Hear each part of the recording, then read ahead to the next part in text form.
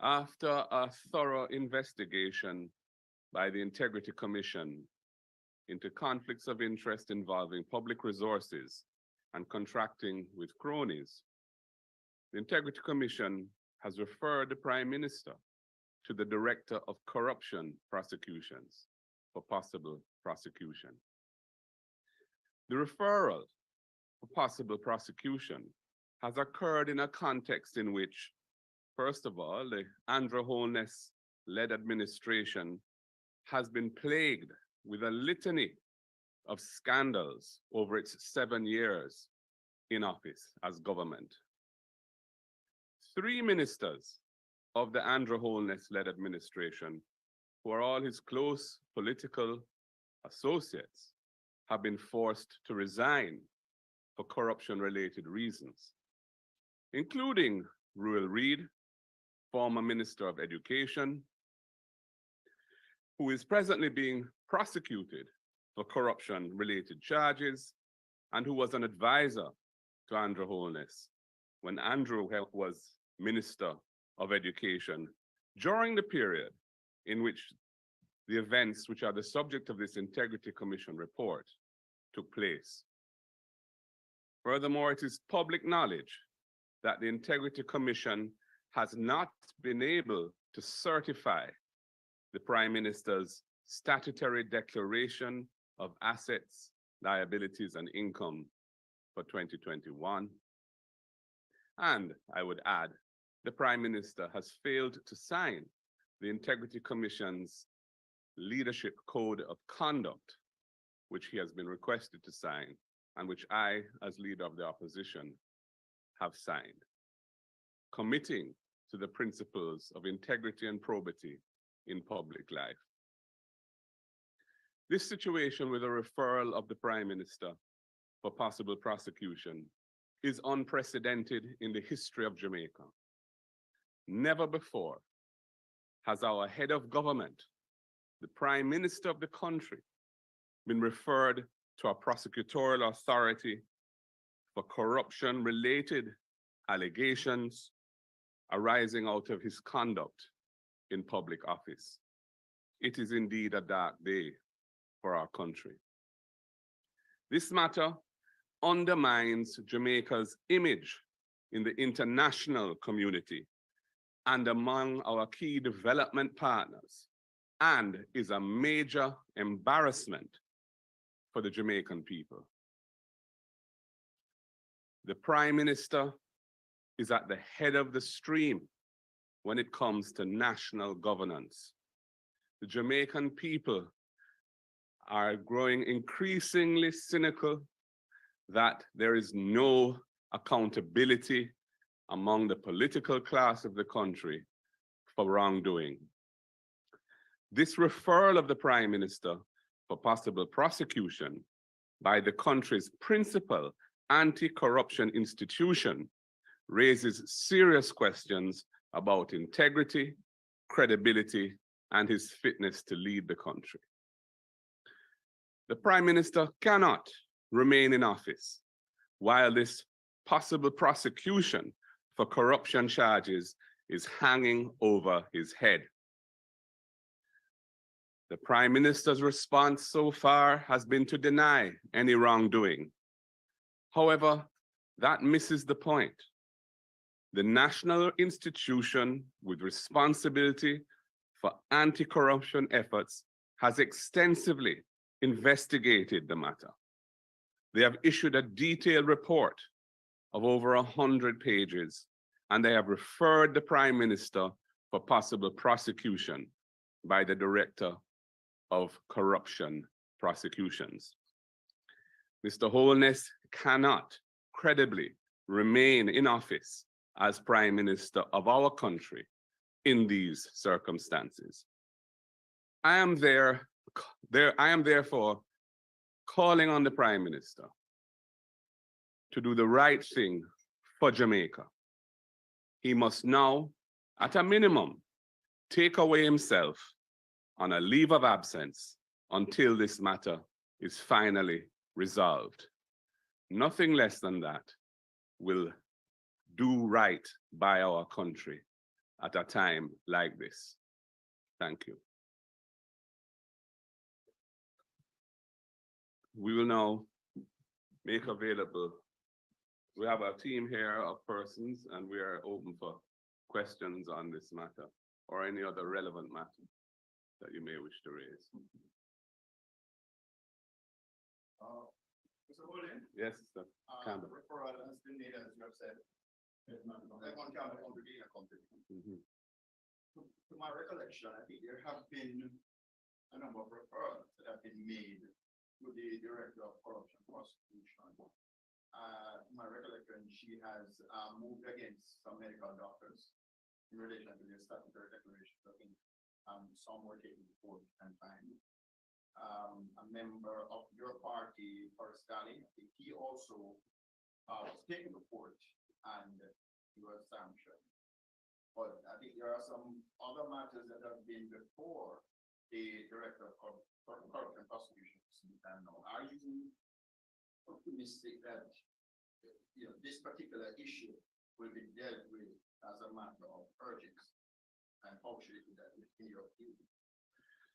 Well, clearly, a matter such as this, which involves the head of government of the country, the Prime Minister, must be dealt with on a priority basis as a matter of urgency.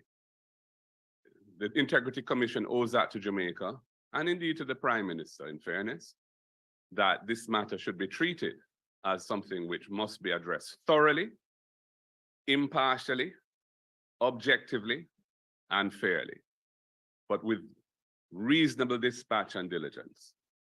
I think it's good for Jamaica that the Integrity Commission has shown that it has the level of independence and objectivity that it can refer the Prime Minister of the country, the head of government, to the Director of Corruption Prosecutions for possible prosecution.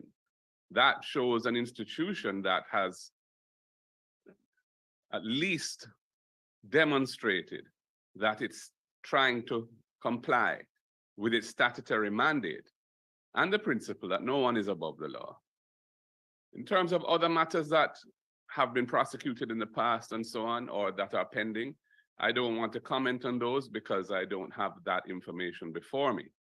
But this is a matter which has been the subject of a specific and detailed investigation. And that investigation has led to this referral being made. And therefore, certain consequences must arise from that. And I believe the Prime Minister has to take away himself now and do the right thing by Jamaica so that the head of the stream is not somebody who has this taint, this cloud hanging over him, and Jamaica can get on with the business of the nation until the matter is resolved. That is what we are calling for. One other question. You spoke about the Prime Minister's 2021 statutory declaration that has not yet been certified. There has been a lot of discussion around this. The public is unaware as to exactly what is happening based on the legislation that we are familiar with, the gap law, so to speak. What steps can be made at this point in time to, remove speculation and, for persons to be practically in the dark on this particular issue, which is the issue of national security? What can be done in your view? Yeah. To be fair to the Prime Minister, what can be done, if anything at all, to, remove any speculation? Well, first of all, I would imagine that the power lies with the Prime Minister to deal with whatever it is that has led to the inability of the Integrity Commission to certify his declaration. But in the absence of him doing so, the Integrity Commission is a commission of Parliament. It reports to Parliament. Indeed, it is this report on the matters that relating to this company's contracting and the connection of this company with the Prime Minister, in the principles of this company with the Prime Minister and many other businesses and so on. That has come to Parliament as a report. It's now in the public domain. And therefore the media and the public at large are free to comment on it, analyze it, discuss it, etc. In relation to the matter you have asked me about, which is the fact that the Prime Minister's declaration has not been certified by the Integrity Commission. The Integrity Commission could issue a special report to Parliament on the circumstances around that. And that would therefore bring the matter into the public domain in terms of where it is, what the reason for it. And it would clarify what is now the subject of uncertainty and some amount of speculation. But from my point of view, it is a situation which is not good and indeed problematic in the governance and administration of the country that the declaration remains uncertified for such a long time. The law was passed and with a specific provision requiring the certification of the declaration by the Integrity Commission of the Prime Minister and the Leader of the Opposition. Indeed, a summary has to be published. And in my case, it has been, because mine has been certified. But the Prime Minister's remains outstanding. And that is just part of the background in which this particular report and this referral for possible prosecution has arisen, and makes it all the more important, I think, that the Prime Minister step away from the situation and let the country move forward until the matter is resolved.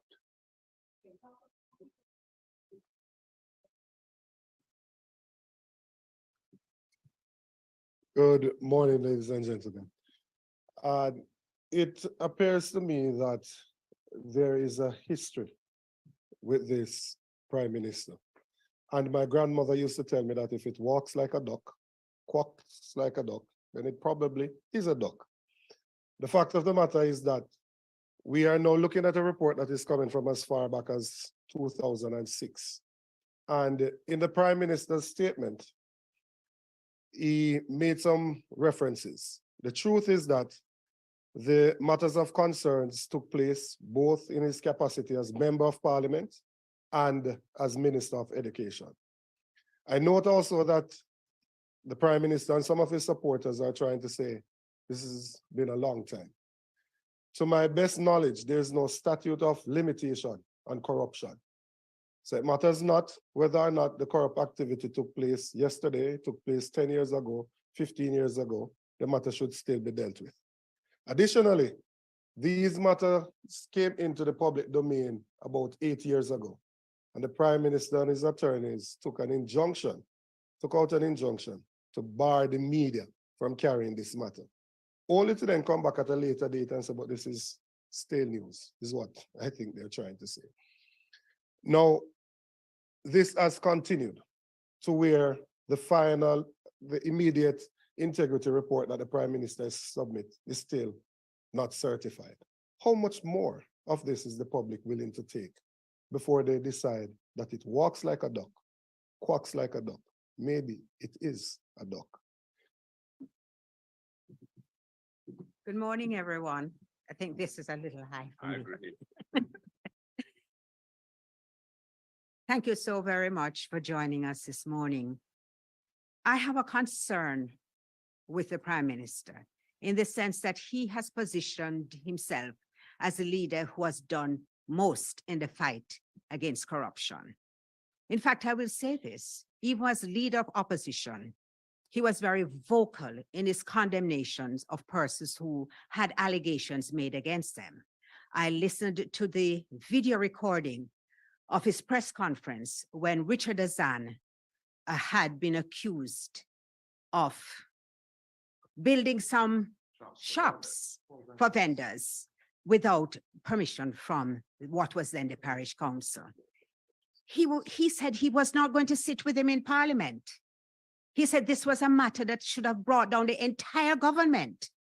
And he demonstrated in that interview how very much he stood against even just the slightest appearance of corruption. Now, let us see how he has handled it with his own government. I recall that the People's National Party had a press conference one Monday afternoon in which some allegations or questions were asked about the conduct of his minister, Royal Reed. And by Wednesday, Royal Reed was removed as a minister and from the Senate, which is that is also unprecedented.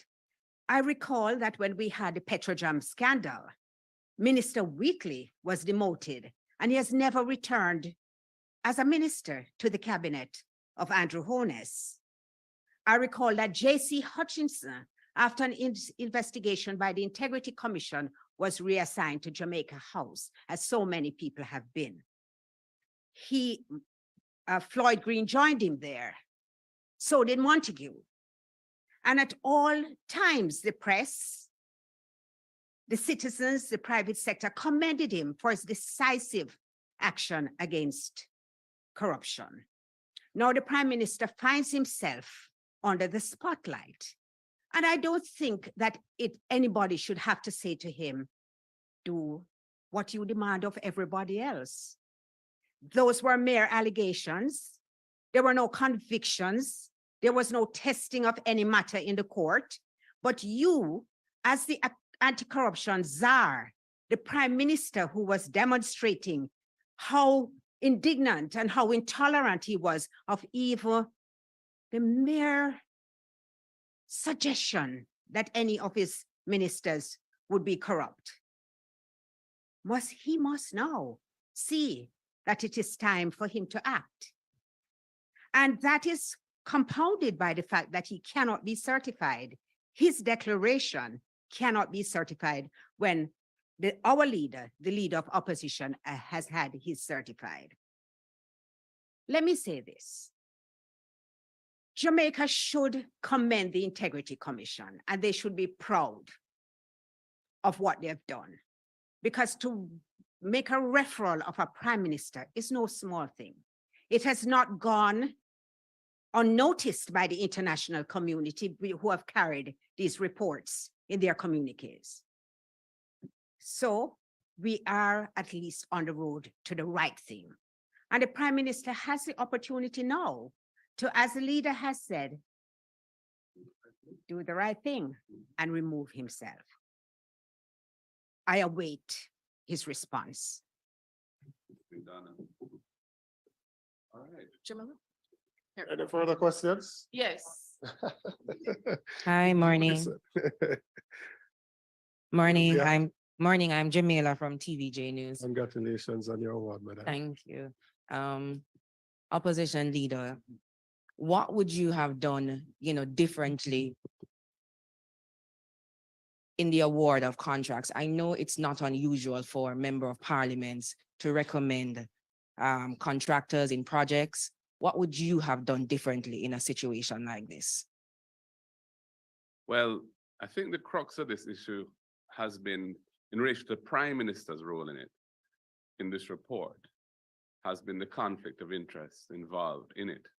Because the person the company that he recommended for public resources to be spent through in his constituency and elsewhere is somebody he's closely associated with, somebody who worked for him in his constituency, somebody he's known a long time, somebody who has been his business partner in other companies and in his charity. Now, that is a situation which I would recommend all members of parliament avoid, because obviously it smacks of nepotism, of favoritism, of cronyism, and it conjures in the mind of the public that politicians are thus there to feather the nest of themselves and their friends. And indeed, we've seen where this government has appointed so many people to public bodies as directors, or indeed as executives within the public bodies, friends of ministers and so on, who have been implicated in wrongdoing. And some are being prosecuted right now in the case of Petrojam, for example. So this is something which we have to cleanse from our public life. And so I'd recommend that if indeed a member of parliament is asked to recommend a contractor, it should be somebody who is independent of the member of parliament and not somebody who it looks like they are possibly nominating because of the possibility of some benefit for themselves, which is always a specter where nepotism and cronyism is involved. There's a question online from Alfia Sumner. It says successive GOJ governments have had a strained relationship with the OCG, now the Integrity Commission. Is there a need for some kind of sit down or consensus talk between the government, opposition, and the commission going forward? I'm sorry, I didn't hear that. I don't know if that mic is working. Turn up the volume. Okay, I'm gonna repeat the question. Yes. Successive GOJs have had a strained relationship with the OCG, now the Integrity Commission. Is there a need for some kind of sit-down talk, consensus between the government, opposition, and the commission going forward? Oh, I don't see a need for that. The Integrity Commission needs to maintain independence because it must not in any way give rise to any suggestion that it is pandering to the political class, to the executive. They're there to ensure transparency and accountability and to make sure the public is made aware through proper investigation and reporting to Parliament of matters which suggest wrongdoing, because we have laws that govern the conduct of public officials. The Integrity Commission has conducted training with the cabinet, the members of the cabinet, and with the members of the shadow cabinet on the laws that govern the country in relation to corruption and the relevant aspects of what is expected of us. It has been a useful exercise. And in fact, out of that came this leadership code of conduct, which sets out key principles of governance and leadership in public life, which they have asked the Prime Minister and myself as leader of opposition to sign. And in fact, I've asked members of my shadow cabinet to sign, and some have already signed, and others are in the process of doing so. The Prime Minister, I am advised, has not signed it. So I don't think there is a need for any close relationship between the Integrity Commission or in consultation and so on. They report to Parliament. There are, in fact, there's a special committee of Parliament with a mandate to deal with matters relating to the Integrity Commission. They're the only commission of Parliament that has its own committee for that purpose within Parliament.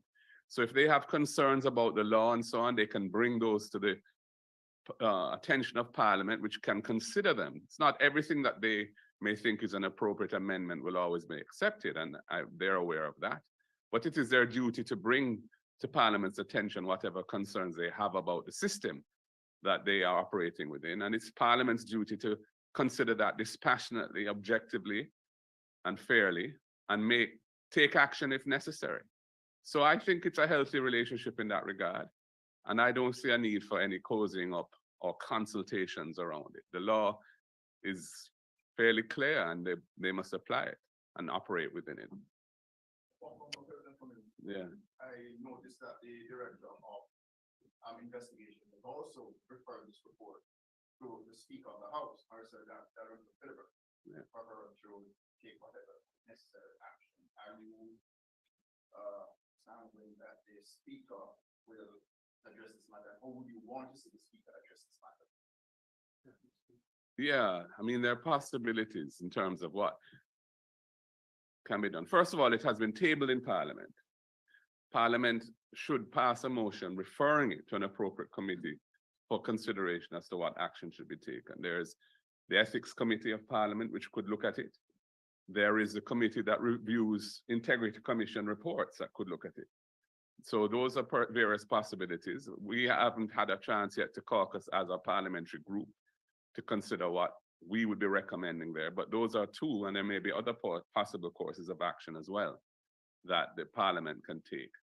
But the matter at hand really concerns accountability through the criminal law, which is what a referral to the Director of Corruption Prosecutions possibly entails, which is a very serious matter. And it's not a matter that Prime Minister of a country can afford to have hanging over his head, because he represents Jamaica at the highest level of governance. And the international community is aware of this. There have been several reports in the international media arising out of yet what has happened here. And, you know, the world is looking on, and it's an embarrassment for our country, which is why I've called for him to take away himself and take a leave of absence until the matter is cleared up. And I expect the Integrity Commission, the Director of Corruption Prosecutions, to look at it fearlessly, dispassionately, objectively, and with efficiency, so that it is disposed of with alacrity, but not in a way which suggests that it has not been fully digested and considered on its merits.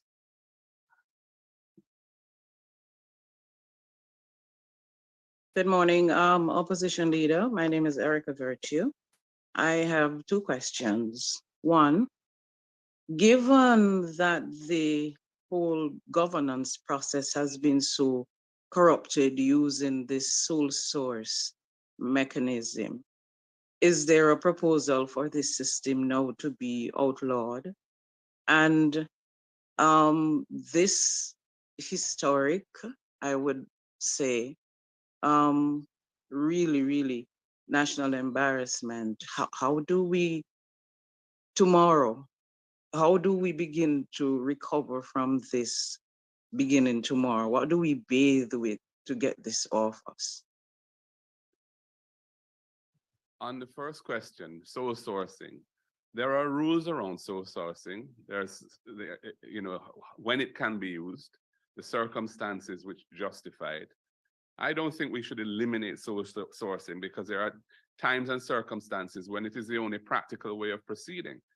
But the rules around it should include that there is no question of any kind of connection between the contracting entity and its leadership and the contracting party.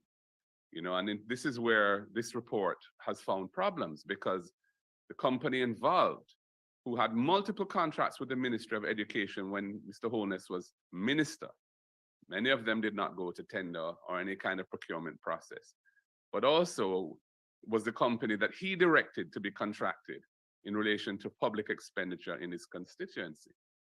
It is that connection, the closeness of the relationship between the Prime Minister in his then capacity and the principles behind this company that has given rise to this referral. So I think the solution is not to eliminate sole sourcing in its entirety, but rather to strengthen the governance rules around it so that it can withstand close scrutiny. On the second matter, as to how Jamaica moves on from this, that lies in the hands of the Prime Minister, primarily. He, I believe, should do right by Jamaica. He should not hold on to his office tenaciously because of whatever his ambitions or how he feels about the matter. Objectively, he's in an untenable situation, and it will negatively impact the country's image internationally, and indeed with our own people.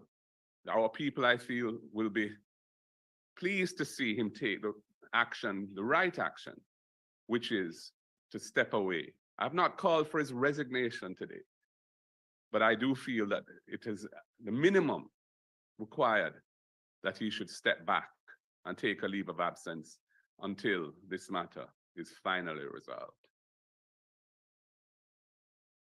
There's a question online from Ricardo Brooks. He said, if the opposition is prepared to do more if the Prime Minister ignores the calls made this morning. We will consider that based on what actually transpires. I don't like to make decisions about future conduct based on speculation. I prefer to have the actual situation at hand and we discuss it internally and make a decision. And frankly, I'm hopeful that he will do the right thing, especially given the international coverage of this, which is growing hour by hour. Okay, thank you very much. Thank you very much, ladies and gentlemen. And I hope that you'll have a good day. Stay safe. Remember the new measures under the Road Traffic Act. We'll talk about that at another time. And Ms. Virtue, a very good cleansing agent is change. Thank you. Have a good day.